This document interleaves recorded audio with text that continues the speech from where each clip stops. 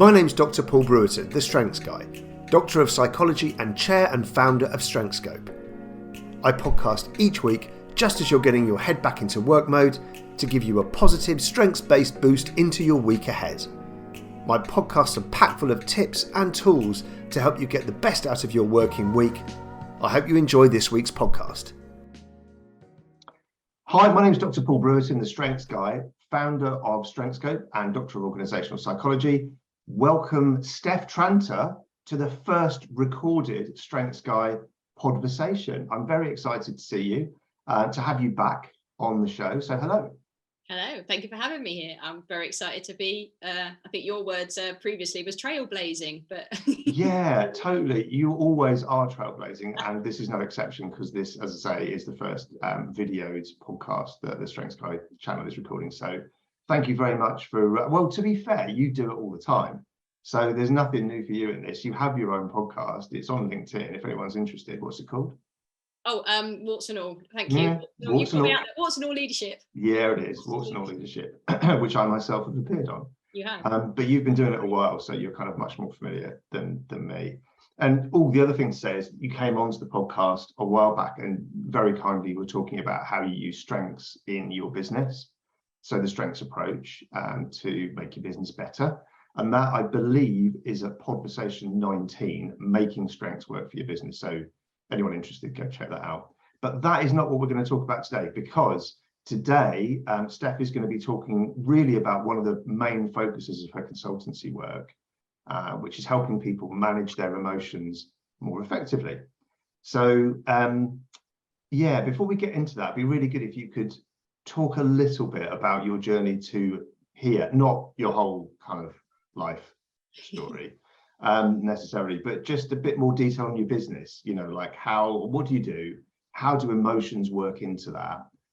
Yeah, if you could just give a bit of background, that would be awesome. And hello again. Hello again. Yeah, no, cool. So I describe myself as an executive coach. I've been working, so freelance executive coach, working for myself for, I think it's just over 11 and a half years now. Wow. I know.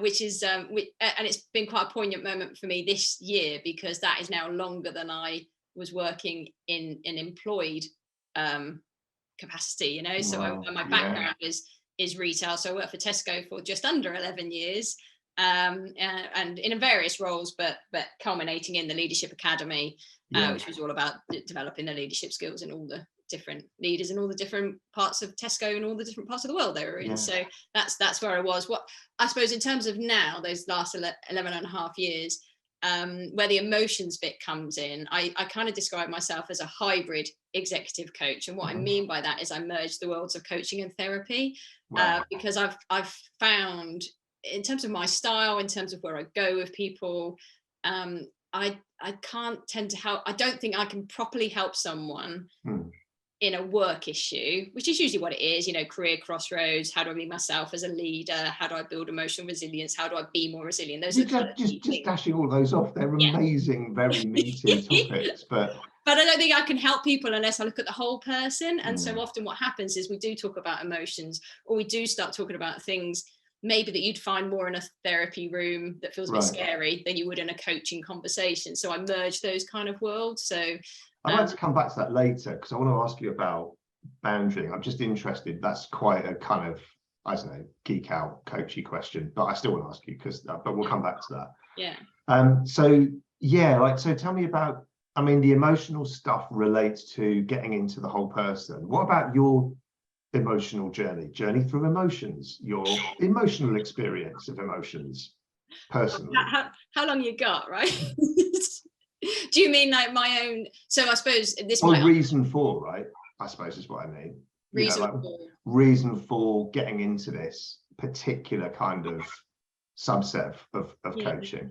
So you're right, it is a personal journey, and I think you'll know probably why you've asked me that, because you know that about me, right? So in the Strengthscope terms, I have probably one of the lowest emotional control strengths ever. I will check our respective scores on emotional control to see whose is lower, mine or yours, but still, yeah.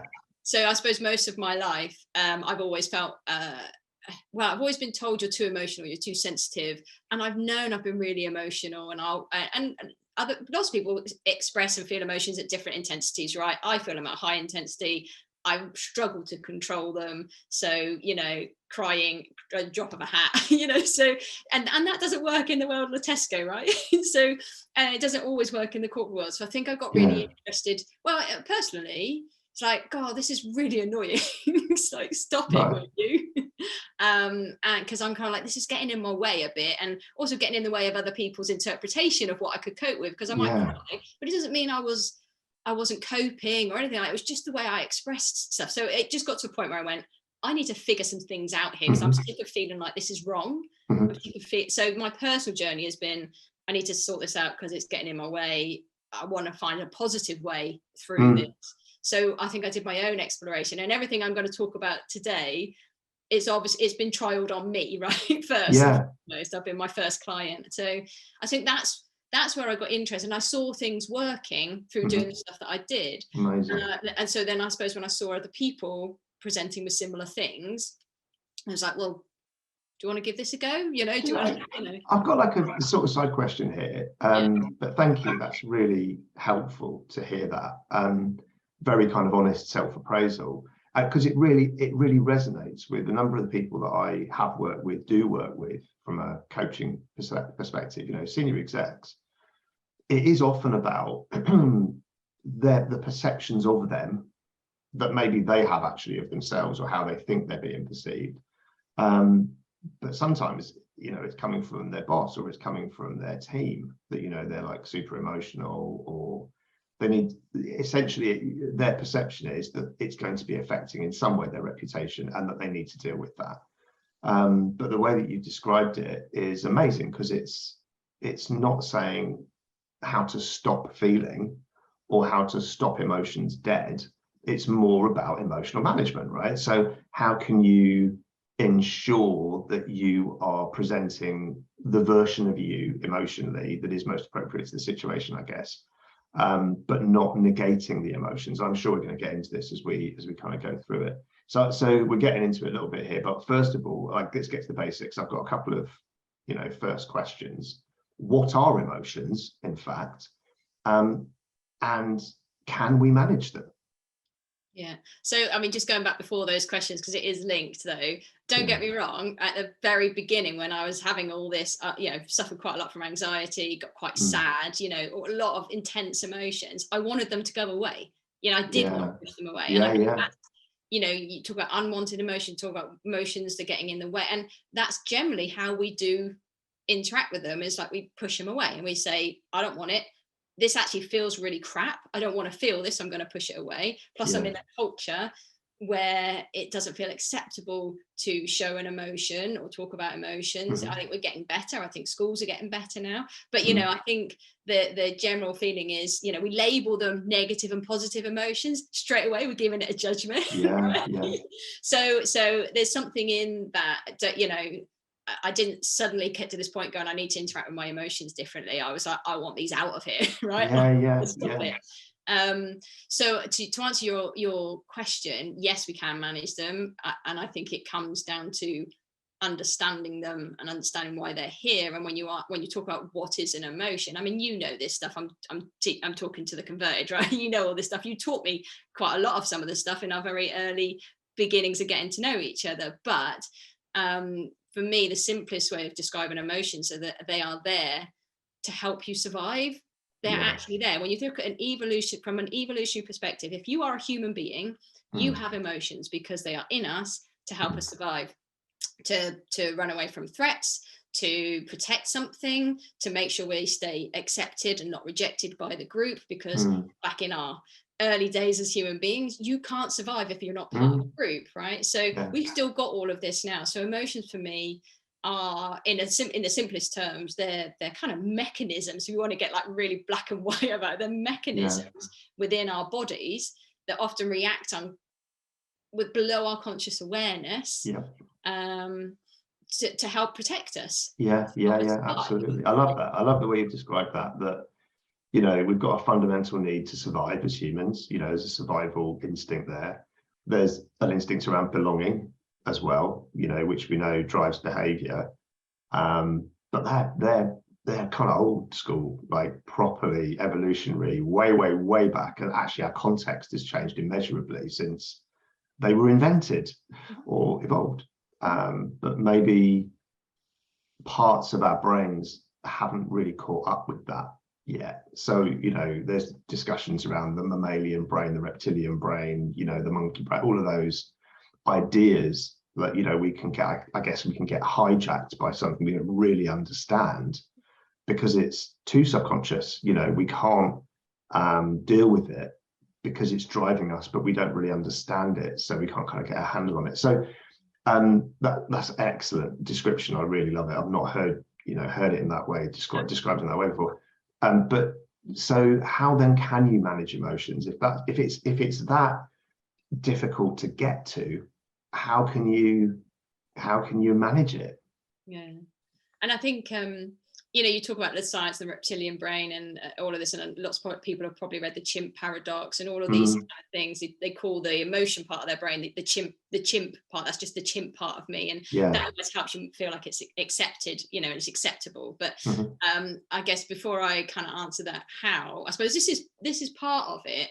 I think the first part of how you manage emotions is, first of all, educating yourself about them, right? Because no one has educated. I mean, randomly, why is this not on the school syllabus? Why were we not taught about emotions? And I think there's a beautiful piece of science that I'm going to describe really simply that you'll know about. But for me, it's the winning argument around why you should manage emotions, because sometimes it's not about how, it's about actually wanting to, right? Wanting to, and engaging with and seeing the reason why it's really important that you do. And the beautiful bit of science is about, you know, looking at really simply, if you look at so I often do this and I explain this to people, and this is one of the things in terms of helping people and understanding emotions, is that there's two parts of the brain. I feel like I'm talking to someone who knows all of this, so I feel a bit okay. But the way you talk about it is so different from what I'm used to, and of course, you know, viewers, listeners won't necessarily be as familiar. So I'm happy to hear it. Yeah. Okay. Well, anyway, just very simply, then I usually do this as a visual diagram, but you know, there's two parts of the brain that are related to emotion management. It's the kind of key fundamentals. You've got like the limbic system, right? You know about the limbic system. This is the bit that's, you know, we talk about in the chimp paradox, but this is the bit that is the oldest part of our brain from an evolution perspective. This is the bit where all of our emotions are processed. This is the bit that happens often below our subconscious awareness, and this is the bit that's kicking in and processing the emotions. The thing is, right, when that part of the brain is being aroused or stimulated or utilized, there's another part of our brain called the prefrontal cortex, which is where we do our rational, logical, perspective putting thinking, you know, all of that stuff. That there's the newer part of our brain from a human being perspective. The bit of science that I went, oh my God, that's it, that is just revolutionized for me, is that when the limbic system is activated, and is starting to be working, you know, overtime or whatever, or even any emotions, so any emotion is happening, it is physically stopping your prefrontal cortex from working.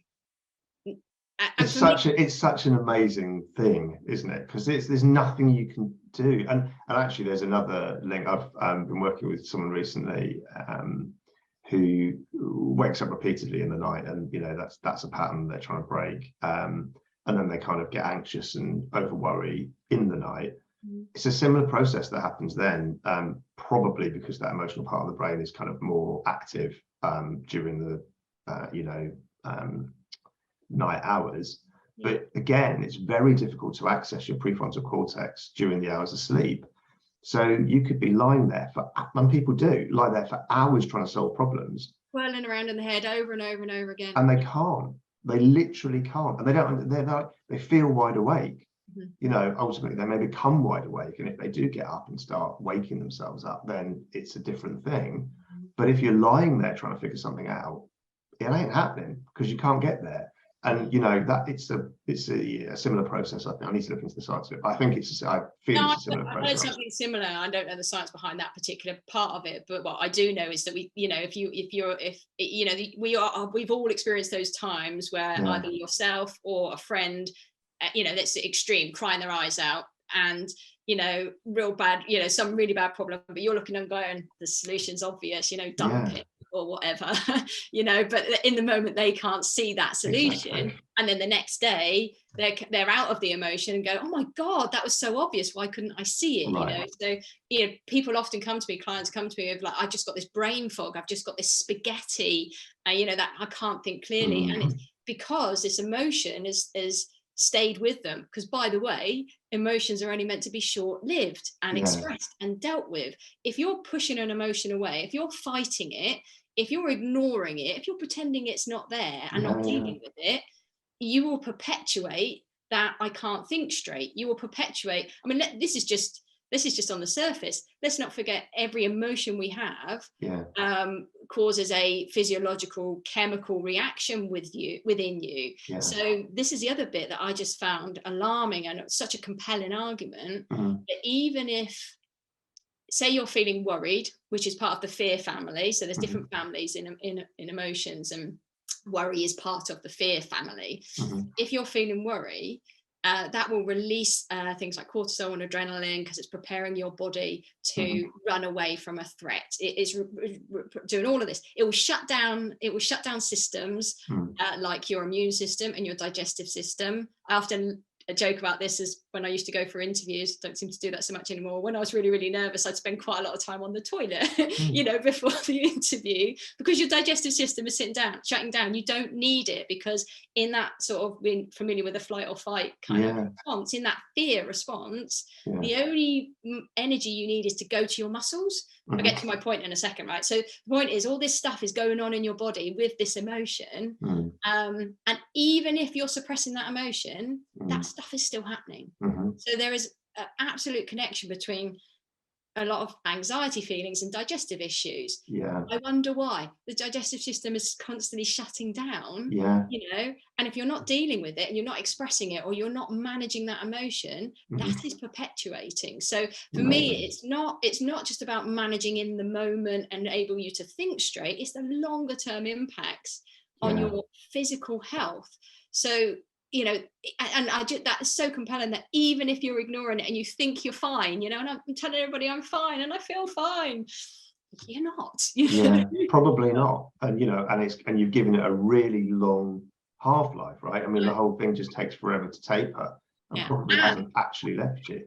And on top of that, sorry, just, stop me, because I just get excited about talking about this, because I think there's so many beautiful things in this that you can just pick up on and go, oh my God, I need to get into it. But the other thing is that if you're not managing your emotions and being aware of them and dealing with them in a healthy way, if you're pushing them away, what that does is, if you're already experienced, you called it an emotional hijack, it makes you more susceptible to more emotional hijack. Really? That's interesting. So therefore, if you're already in you've woken up and your kids have been annoying that morning, so you're already a bit, someone who pulls in front of you in the car or whatever, you're already wired, so you're already then going to be triggered again. It makes sense now you say it like that, because that is what happens. That is people's life experience, isn't it? Is that you kind of can go through a day where, until you change your state, you're actually going to remain in that kind of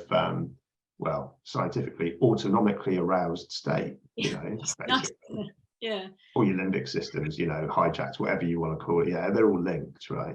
So I'm interested in the management part of this. So what I'm hearing is, it's really important to not suppress emotions. They're there for a reason, right? That's 101. I say it's 101. I think for the vast majority of people, they do try and suppress, because that's the strategy that they feel is going to be most appropriate. So if you're going to not do that, what do you do instead if you're going to effectively manage your emotions when you need to? So I think there's different ways you can cut this, right? And I suppose it depends on what the person's purpose is, why they're trying to do it, the impact and all of that. But I think there's a sort of standard, for me, there's three things generally that I will do. One is almost what we've just been talking about now, is educating, kind of, actually let's just talk about this can be powerful in itself, just to say emotions are natural. If you're human, you're going to have emotions, and actually helping people realize that they're not the only one who feels like this. We don't talk about it so often. We feel like we are the only one experiencing this emotion. So actually, having those kind of conversations around, no, you're going to have all these emotions, and look, there's actually, I think they've said there's about 8 emotion families, and in those 8 emotion families, there's all these other billion words that we use to describe those different emotions, and each emotion has a different level of intensity. Anger, for instance, high intensity, livid; low intensity, a little bit annoyed. So it's all of it. First of all, understand emotions and understand why they're here. They all have a purpose for showing up in us. They all give us an urge to act. So anger generally makes us want to punch someone. They all show up in our physiology in some way. So get really understanding around what emotions are. And I suppose, and then the next thing is understanding yourself and what shows up in you. Because some of us will have different emotions that we go to more regularly.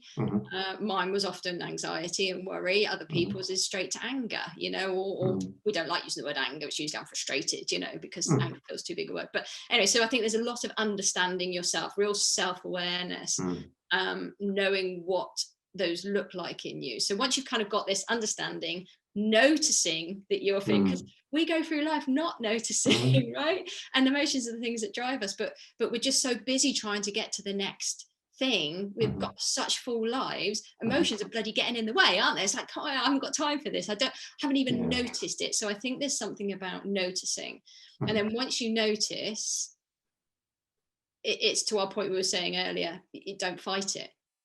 Really easy to say, right? Don't fight it. We taught ourselves to fight. We taught to push them away. Absolutely, but I mean, say you're in a meeting at work, right, with someone or a group, whatever, and it's in real life rather than virtually, where I guess screen off, you can mic off, and you can go scream into your hands if you want to. I mean, there's things that you can do. But say if you're in that kind of context where it is, you do need to do something about, how do you deal with that? Like that actual moment of, I'm feeling actual rage right now. You kind of recognize that. Where do I go how do I deal with that in the moment from if I feel like I need an outlet, I need to change state, how do I get to that place? Kind of not instantly, but pretty quickly, because otherwise I'm just going to be hijacked the whole meeting.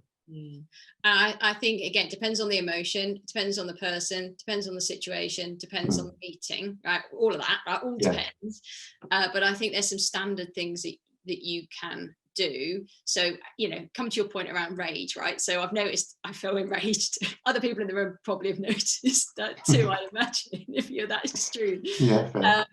But I think it is noticing that. And actually, you taught me this, and I think there's definitely some science around this as well, is naming that emotion. But you don't have to simply say it out loud, right? You don't have to say, everybody, I'm feeling rage, everybody, it's not that. Although that sometimes can help if you know the people in the room and it's safe enough, not rage, but actually, when I heard that, I just felt quite a little bit annoyed, if I'm honest. I just wanted to share. But both would work in terms of naming it internally or naming it externally. And the science is, by naming it, you're turning up your prefrontal cortex, which is turning down the limbic system. Perfect. Because you're turning up this kind of the rational side. And the key is almost, you're right, saying it out loud, because then you're not fighting it. Oh, because by the way, when you fight it, it gets more intense. Actually, it gets worse. So depending on the context, if you can say it out loud, saying that actually what you said there, but it's hard to do that when you're feeling annoyed, to say in a really balanced way, I'm really annoyed with you. I mean, it's hard, right? It's a good point. You probably need to give yourself at least as much time as you personally would need, a few seconds or whatever, to get to a place where you could even say it out loud, right?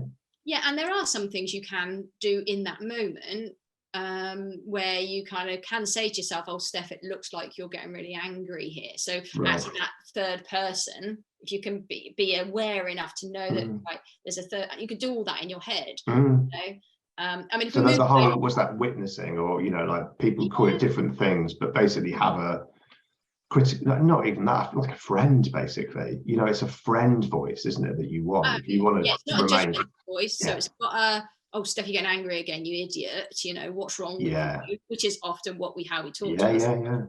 But it's an objective third person, as if you are looking down on yourself going, oh, Steph, you're getting angry. I can see like friend or benevolent parent or whatever works for you, you know, yeah, like whatever works, but as long as it's without judgment. Yeah. And it's not, I'm feeling angry, because sometimes, although we were saying earlier, if we say it out loud, I'm feeling a bit angry here, you're getting consumed by it then. You're going, I'm feeling angry, I'm owning Good it. advice. Yes, you know, so Yeah. I think it's that third person. But I think there's a lot, you know, it sounds really simple. There's a lot in acceptance. So whatever the emotion, so quite often it is worry. I want to speak up in the meeting, or I want to say this, or somebody said that, and that's upset me in some way, you know.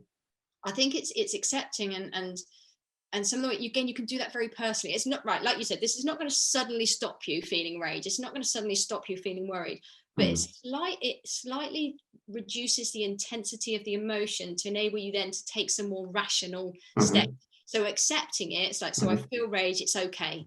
Something is happening. I feel rage, and that is okay, because something has triggered me that has made me feel angry. You know, that's okay, that's warranted. You know, you look at what so sorry to interrupt, but I just, it's something to bring in here, you know, and I, you know, people like models, some people do. So we're throwing a few in as we talk, and we'll put some of this stuff in the show notes, kind of resources section at the end as well, so people can kind of, you know, click through and have a look. But I came across, you don't call it an acronym, I don't think, if it's letters. Anyway, it doesn't matter, it's quite pedantic. But anyway, the acronym, wrong, is RAIN, which is pretty much what you just described as a process, you know, that person in the meeting, where you recognize what's going on, that's the R. Then you allow it, which is the acceptance, or you could say accept. It's okay to feel like that. Yeah, it's normal. I'm a human, it's okay. Then you investigate what it is that's causing it, or even just what the actual emotion is at a next level. So you remain curious, right? So that's the witness. That's the, what's going on for you then that is making you feel like that, if you need to go there. And the final point is really important as well, because you were talking about getting consumed by it if you say it out loud. And it's not, at the end, it's non-identification. So it's like, this emotion isn't me. It's not my identity. This emotion is an emotion, you know, and it will pass, because I'm going to allow it to, because I'm going to allow it to exist. So that, I think, is really quite cool, RAIN, as a thing. For some people, I mean, it's good as a reminder, but in the moment, I'm not sure how easy it would be for people to access that. But I guess it's habituating these things anyway, isn't it? It's just like practice. And I think, to your point, when we're feeling emotions, and whether they're a strong intensity or a low intensity, but particularly if they're a strong intensity, it's hard to do this stuff. So for me, a bit of it is, sometimes it might have to be reflection on an incident, and then learning about it and reflecting on it, and then applying that.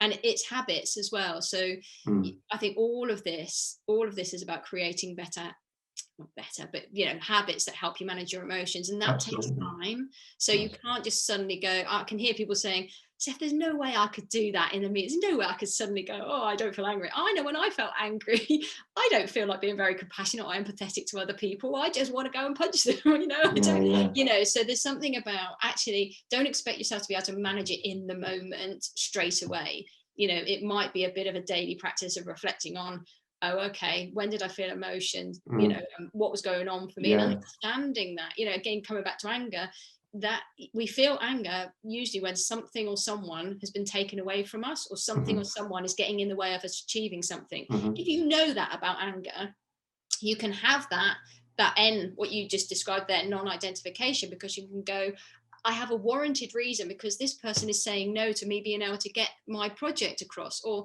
even you look at wider life, when you lose someone, you know, someone dies, someone who you love dies, but as you know, part of a lot of the time the grief cycle for people is anger. You get angry because someone has been taken, someone you love has been taken away from you. So for me, this is the education piece. You can't do everything in the moment. Nothing can be managed. It's almost a combined. This is great. Okay, we probably do need to kind of move a little bit. So can I just do one phrase? Can I just, in terms of the if you take one thing out of all of this, if you want to manage it in the moment, is try the acceptance. Try not to fight it. Kind of go, I am feeling this, and it's okay. And there's a lovely phrase that I use is, I may not want this, I may not even like this, but it's here. And there's just something, it just, if you take one thing away, just try accepting. I mean, there's and again, good science, good medicine behind this, actually. You know, if you bottle your emotions, if you suppress them, or you fail to accept them, it will build up in your body, and that will happen over time, and it will become chronic. It's not likely there will be an acute experience, but from a chronic inflammatory based potential for disease perspective, you are creating those conditions where over time you're more likely to get ill. You know, it's that stark if you start, you know, if you're bottling your emotions. So that acceptance, I think, is really, really good advice. So you're kind of answering my next question, really, because you're talking about the practicalities of helping clients deal with their emotions, whatever it is that they need to do. But what approach do you use to investigate?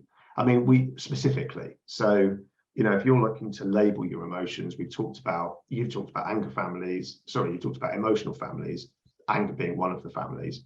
And that's a way of kind of categorizing, I guess. But I'm interested to explore that a bit, because if that's it's important to know what's happening for you and to kind of build language around your own experience of emotions. How do you go about doing that? What's the best way? Is it get a dictionary and like just look through it and find, no, it isn't, because there's loads of words that aren't to do with emotions in a dictionary. You know, but it almost feels like a dictionary of emotions would be helpful. I'm not sure. No, I think you're right. I think that's all part of the education, right? I think there's two aspects to this. One is learning about the different families and the words that fit into all those different families, and you know, and I do have a brief emotions guide that I can obviously send out to people if they want it and they want to get in touch. But there's also I know you were talking about an emotions app that has got that on right there. yeah so yeah there's a guy called Mark Brackett, US researcher, MARC, and he's got a mood meter, which is like a 10 by 10 grid of emotions ranging from unpleasantness to pleasantness, similar to what you were saying earlier, actually, with the way that you kind of capture emotions, pleasantness to unpleasantness, and then low intensity to high intensity. I think he uses different language, but it's sort of similar as an idea. And it's a good starter because it's giving people a kind of sense of what might be going on for them. Yeah. But then using your own words can be really powerful as well. Absolutely. And to be honest, I wouldn't sit and give a lesson to someone on all the different emotions unless it felt relevant, right? You know, I'd see what they were coming to me with, and help them understand that particular emotion. Yeah. But I think, to your point, using their own words, and getting really articulate in their own emotions and how they show up in them, getting really clear on what their signs are, because, you know, we often, like I said, we run through life and we don't pay attention to our bodies, so or what's going on in our heads. And so, you know, you can tell when you've been emotionally hijacked, you can tell when you've got an emotion going on in you by the different signs, and those signs might show up in your body. Maybe your shoulders are tense, maybe your stomach's gone a bit queasy, maybe you start to sweat. You know, you can tell in your brain because you get that fog, or you're not sleeping at night because, you know, the constant going over and over and over. You know, it's almost getting really articulate in your own signs, not listening to anybody else, what they say, well, this is what I have and this is what happens to me and this is what works. You know, it's actually really understanding what are my signs that an emotion is being felt inside me now. So get curious. Stay curious, don't judge, just explore it, you know, and read up on it if that's going to work for you. You know, do a bit more research to kind of find out what you want to call your emotions. As you were talking, actually, so some of these things, I mean, the Mark Brackett work's great, but it doesn't go into detail on each of the emotions apart from on these two axes. But Brené Brown's recent book, Anatomy of the Heart, is it? You know, which actually doesn't just talk about emotions, talks about experiences and, you know, various things that, you know, some people might label emotional or whatever. It's super powerful because you've got loads of sort of mini stories in there. You've got examples of, you know, what that might show up as looking like. And when you read that, and I actually listened to it rather than reading it, some of it is just like, you know, you have an emotional response listening because, you know, that's how it's been designed, I guess. But it's also because that's me personally.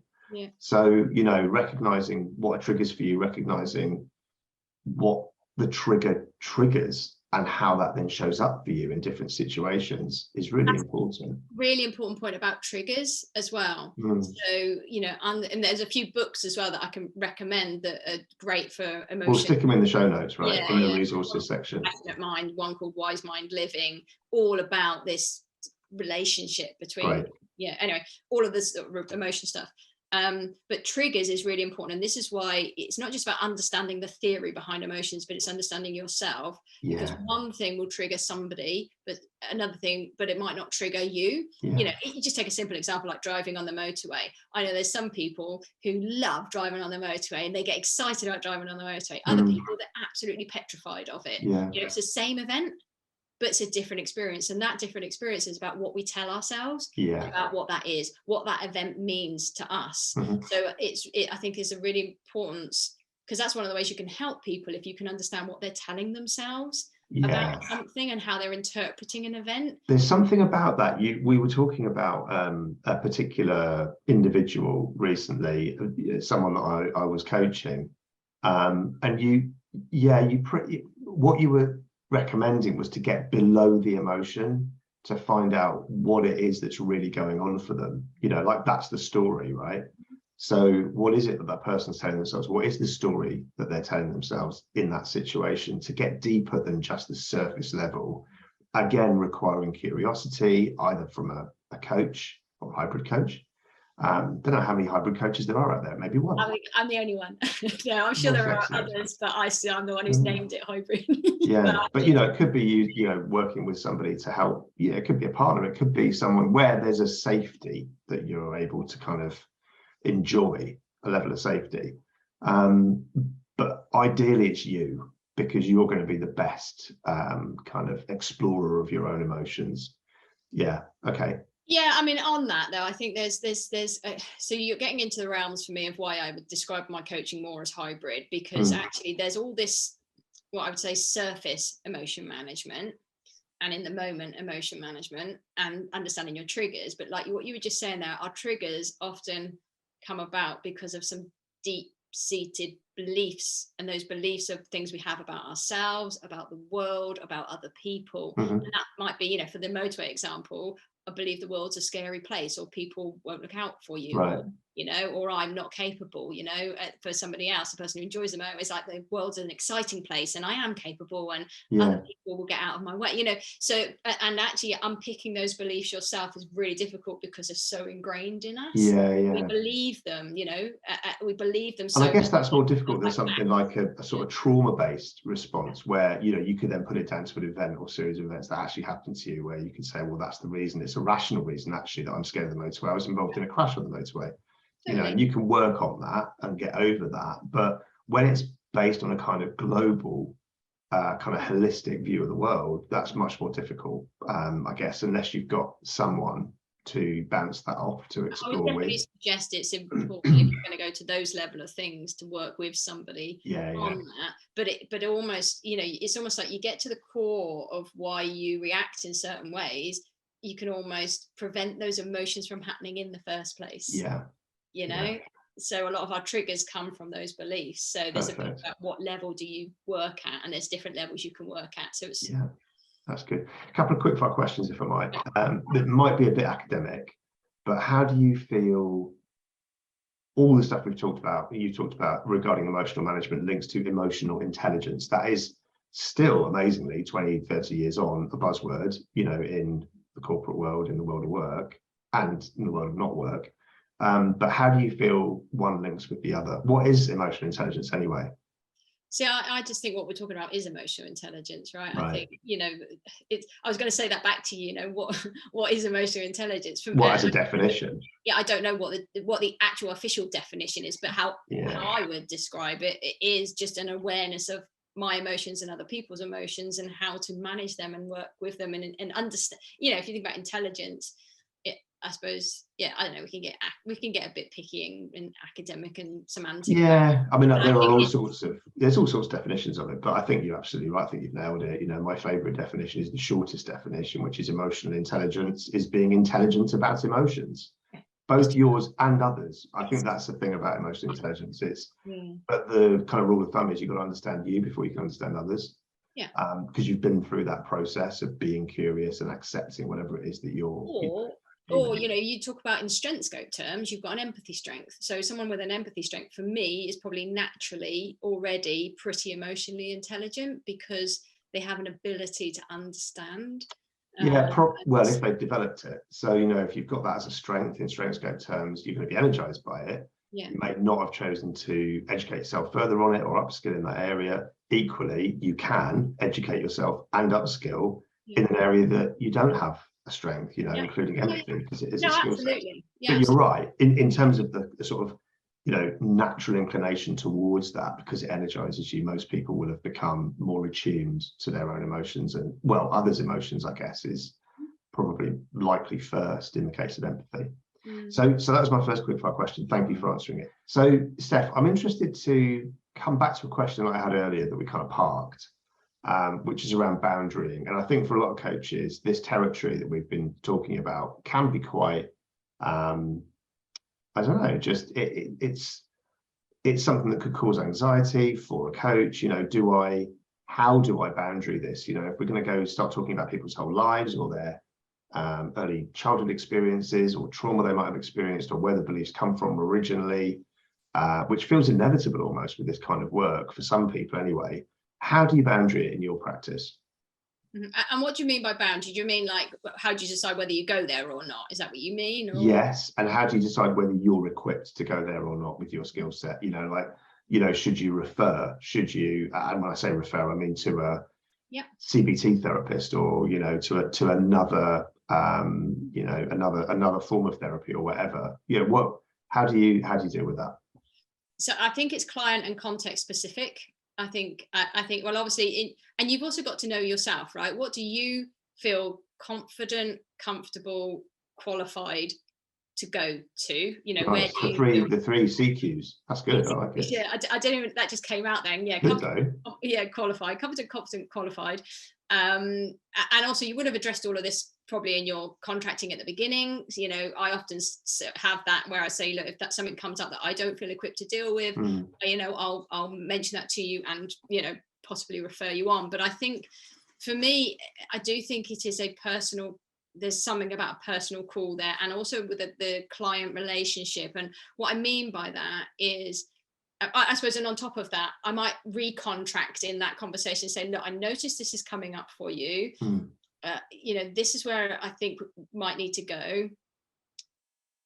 And I might even say, look, I'm not trained in this particular area. I'm not qualified, I haven't got a qualification, but I do believe from the experience I've had, I might be able to help you. Would you like to go there with me, knowing that we can stop at any time? Yeah, it's really good. Wrong, doesn't feel right. Either of us don't feel right. We can stop it. But I think that takes it takes the relationship between you and your client. You need to really trust that relationship and trust each other and judge that relationship. That's why I think it's client and context specific.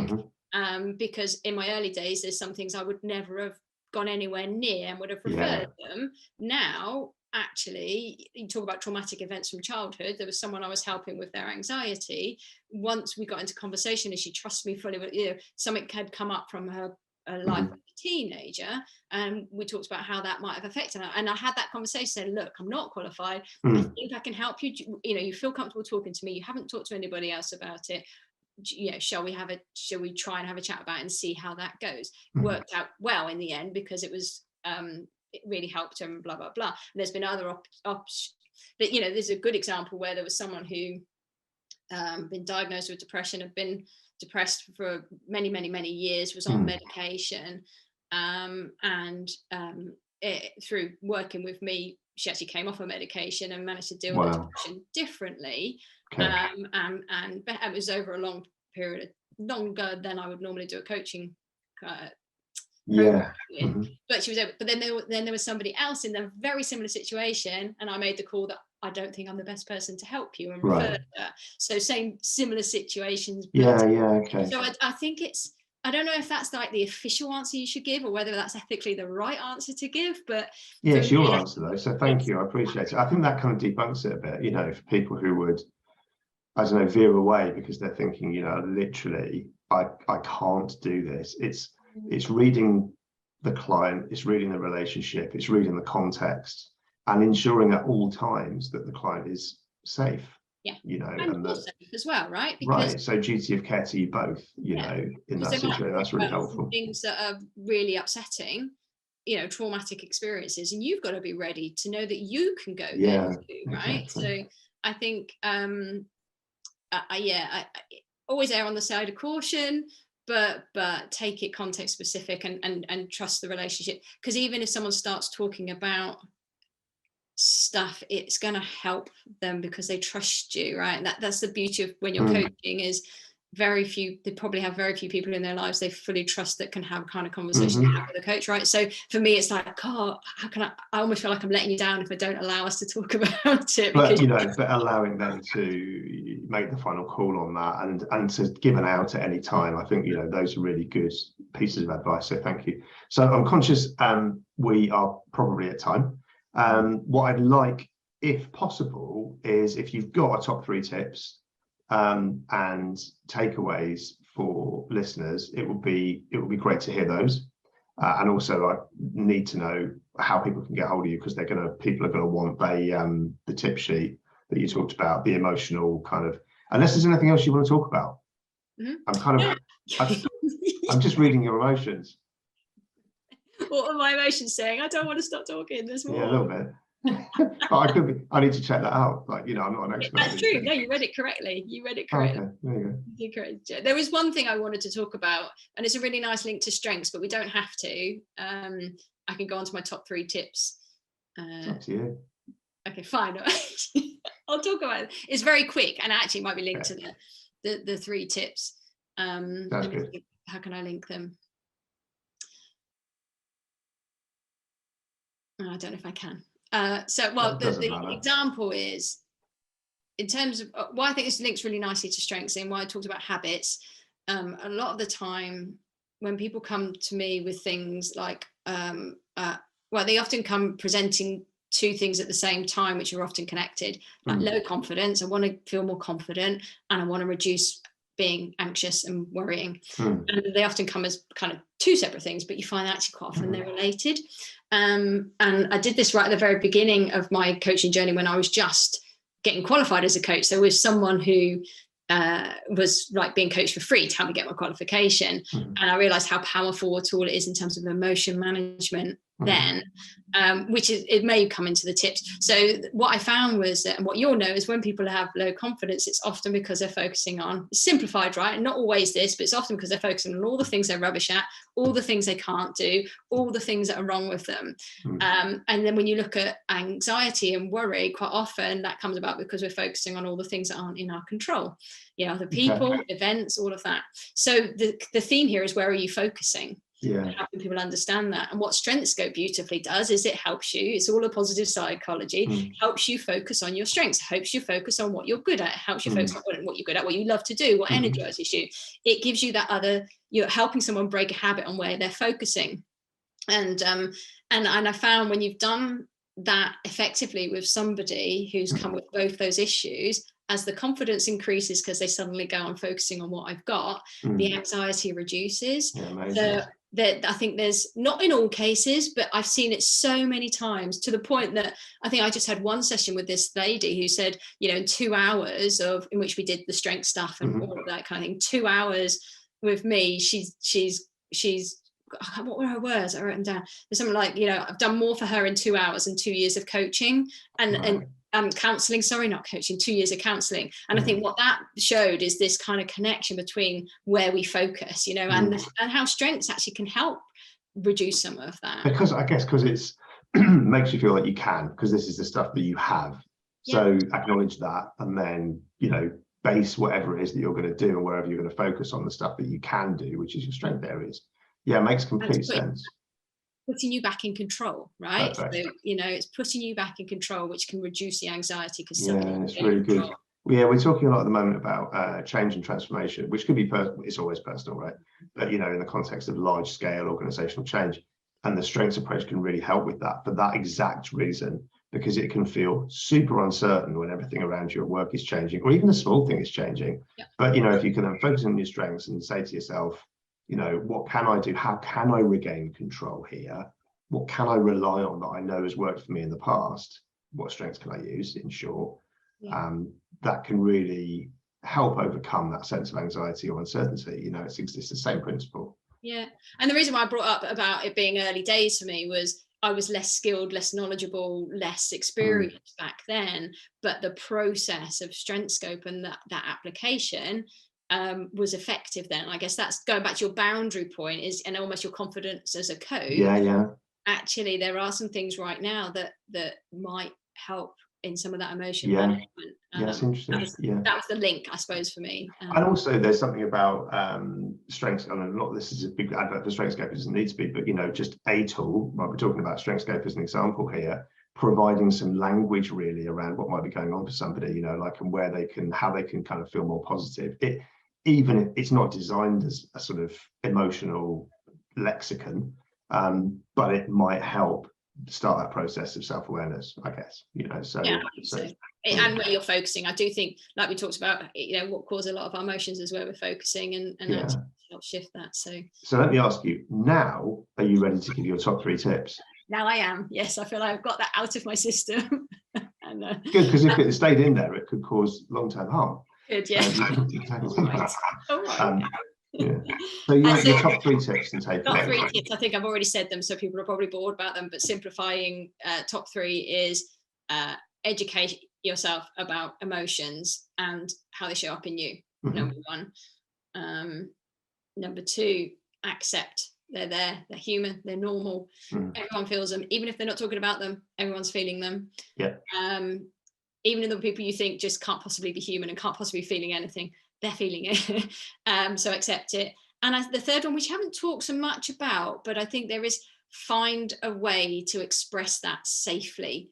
Don't keep it bottled up. And by safely, what I mean, and here's like a really one of the best ways you can do that is almost pre-talking to a friend, almost contracting with a friend. I don't even want to use that word, but chatting to one of your friends in advance and saying, times when I feel emotional, whatever that emotion is, can I call you and can I get that emotion out? I don't want you to fix it. I don't want you to solve it. I just need you to be someone who listens to me crying my eyes out so I can get it out of my system, or that I can just swear away and say all the things that I really want to say to this person to get it out of my system. So it's almost like find that safe ear. I've got a few of them. You're kind of one of the people who regularly get me blowing phone at you. But if you've already agreed that with a friend, you know, and they know, right, okay, you just need to cry it out, or you just need to shout it out. So that, for me, that, you know, that's a safe way to. Brilliant tips, really powerful. Thank you. Very practical, and it's something people can do as long as they're making sure both people are safe there, you know, so do tell the person before you go into the rant, because otherwise they may try and save you, or, you know, do something you don't want, you know. But that's the point, is like in advance, before you even had an emotional outburst, you've said, look, at times when I get these, do you mind if I call you? And you might, you know, when you pick up the phone through the tears, I know I've done, through the snotty tears, go, oh, just cry it out. What? You know, just kind of, it's that kind of, that's good. I love it. You need to accept it before you can do that, right? So that's why that's.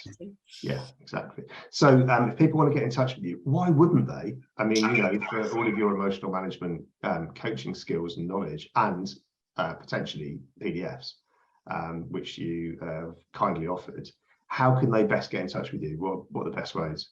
Probably easiest is just through email. So I mean, I do have a website if you want to just check out a bit more. It's a very outdated photograph. I have very short hair, so I need to sort that out. But it's StephTranter.com. Very easy. And email is just steph@stephtranter.com. Perfect. I'm happy to send out any stuff, you know, that'd be helpful. Great. Really appreciate that as an offer as well. So let's see what happens, what comes your way. Thank you so much for taking the time. I really appreciate it. It's been really, I mean, like, for me, you and I have talked about these topics for hours.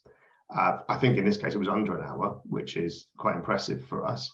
But I have to say, there's some new stuff, some really new stuff in there for me. So I hope it's been stimulating for people listening. I hope it's kind of stimulating them to take action and go and do some more research on themselves emotionally, but also, you know, working with other people or with friends or colleagues you know, and sort of helping there as well. So thank you very much for taking the time, really appreciate it. And if you're interested to read more about this, the show notes are going to be on don't say that anymore, do you? Strengthscope.com, the website. And there's a whole back catalogue, including Steph's podversation previously about using strengths in her consultancy work. So once again, thank you, Steph. And until next time, stay strong.